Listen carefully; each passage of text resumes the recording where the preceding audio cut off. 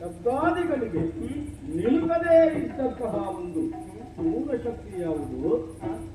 ಅದನ್ನು ಆದಿಶಕ್ತಿ ಅಂತ ನಾವು ಕರೆಯುತ್ತೇವೆ.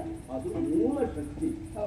ಒಂದು ಕಾಲದಲ್ಲಿ ಜಲರಾಶಿಯಿಂದಲೇ ಆವರಿಸಿದ್ದಂತಹ ಕಾಲದಲ್ಲಿ ಆ ಆದಿಶಕ್ತಿ ಅಥವಾ ಆದಿಮಾಯೆಯಿಂದಲಾಗಿ ನಾರಾಯಣನಿಂದ ಸತ್ಯಲೋಕವನ್ನು ಬ್ರಹ್ಮನಿಂದ ಅವಳ ಆದೇಶದಂತೆ ನಿರ್ದೇಶನದಂತೆ ಬ್ರಹ್ಮನು ಸೃಷ್ಟಿಸುತ್ತಿದ್ದಾನೆ, ನಾರಾಯಣನು ಪಾಲಿಸುತ್ತಿದ್ದಾನೆ. ಪರಶಿವನಾದಂತಹ ನಾನು ಲಯದ ಕಾರ್ಯವನ್ನು ಮಾಡುತ್ತೇನೆ. ಅಲ್ಲೊಬ್ಬ ಇದ್ದಾನೆ, ಮತ್ತೊಬ್ಬ, ಇನ್ನೊಬ್ಬ. ಇವರೆಲ್ಲ ಯಾರು? ಹೇಗೆ ಇಲ್ಲಿದ್ದಾರೆ ಕೇಳಬೇಕು. ಹೋಗುತ್ತಾರೆ.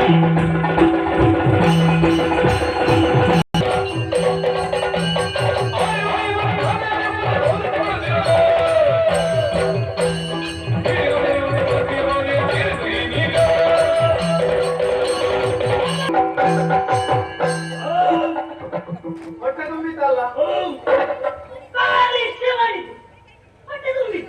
ನಾವೆಲ್ಲ ಹಾಗೆ ಅಷ್ಟೇ ಮಾಡುದು. ಆದ್ರೆ ಹೊಟ್ಟೆ ತುಂಬುತ್ತಾರೆ. ಇಷ್ಟು ಮಾಡಿದ್ರೆ ಹೊಟ್ಟೆ ತುಂಬುತ್ತದ? ಹುಡುಗ ಅಷ್ಟೇ ಹೊಟ್ಟೆ ತುಂಬಿ ಬರ್ತದೆ. ಈಗ ಹೊಟ್ಟೆ ಖಾಲಿ ಉಂಟ ನಿನ್ನದು? ತುಂಬಲಿಲ್ವಾ? ನಾನು ನಿಮ್ಮ ಮಗ. ಹಾಗಾದ್ರೆ ನನ್ನನ್ನು ಹುಟ್ಟಿಸಿದ್ದು ನೀವು. ನಿಮ್ಮಿಂದಲಾಗಿ ನನ್ನ ಸೃಷ್ಟಿ.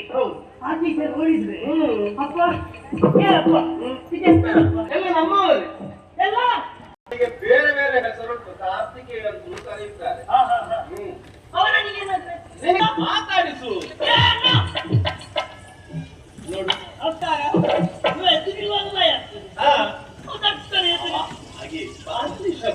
ಹಾಗೆ ಹೇಗಿದ್ದಿ? ಒಟ್ಟಿಗೆ ಹೋಗ್ಬೋಯ್ತಾ? ದೇವಸೇನಾ ನೀವು? ಹೌದು.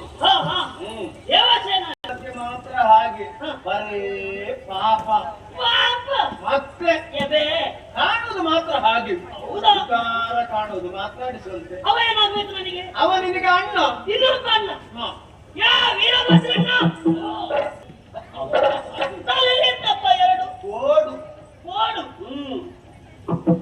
ನಿನಗಿಲ್ಲ. ನನಗಿಲ್ವ? ಅದಕ್ಕೆ ಮಾತ್ರ, ಅವನಿಗೆ ಮಾತ್ರ. ಯಾವ್ದು ಅಗತ್ಯಕ್ಕೆ ಬೇಕಾದ್ರೆ ನೀವು ಹೋಗ. ನನಗೆ ಆರೋಪ. ನಿಮ್ಮದು ಜಾಗ್ರತೆ ಅಲ್ವಾ? ಜಾಗ್ರತೆ ಬೇಕು. ಈಗ ಅವ ನಿಮ್ಮ ಇದೆಂತದ್ದು?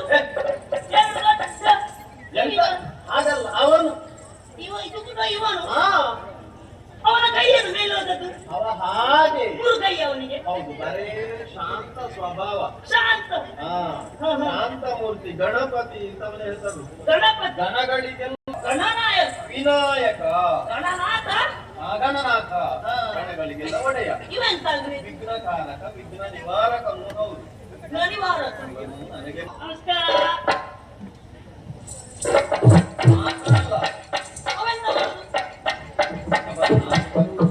ಹೇಳಿಕ್ಕಾಗುದಿಲ್ಲ. ಲಂಬೋದರ. ಅದೇನಪ್ಪ? ಹೊಟ್ಟೆ. ಅಯ್ಯೋ ಆದ್ರಿಂದ ಲಂಬೋದರ ಅಂತ. ಹೊಟ್ಟೆ. ಅದು ಅಷ್ಟು ದೊಡ್ಡ ಹೊಟ್ಟೆ ಅಲ್ಲ, ಅವನ ಹೊಟ್ಟೆ ಹಾಗೆ. ಅವನಿಗೆ ಇದೆಂತದು? ಅವರ ಹೊಟ್ಟೆ ಮುಂದೆ ಬರುವುದು. ಅವ ಪ್ರೀತಿಯಿಂದ ನಿನ್ನನ್ನು ಅಪ್ಪಿಕೊಳ್ಳುವುದಕ್ಕೆ ಬರುವುದು. ಅಪ್ಪಿಕೊಳ್ಳಿಕ್ಕೆ ಬಂದದ್ದು ಮತ್ತೆಂತ? ಇವ ನನ್ನ ಅಪ್ಪುವವರಿಗೆ ಕಷ್ಟವೇ. ಅವ ಹಾಗೆ ಅಪ್ಪಿಕೊಳ್ಳುವುದಕ್ಕೂ ಕಾರಣ ಉಂಟು. ನಿನ್ನಲ್ಲಿ ಅತಿಯಾದ ವಾತ್ಸಲ್ಯ ಹುಟ್ಟುವುದಕ್ಕೂ ನಿನ್ನನ್ನು ತಯಾರಿಸಿದ್ದೇ ಅವ.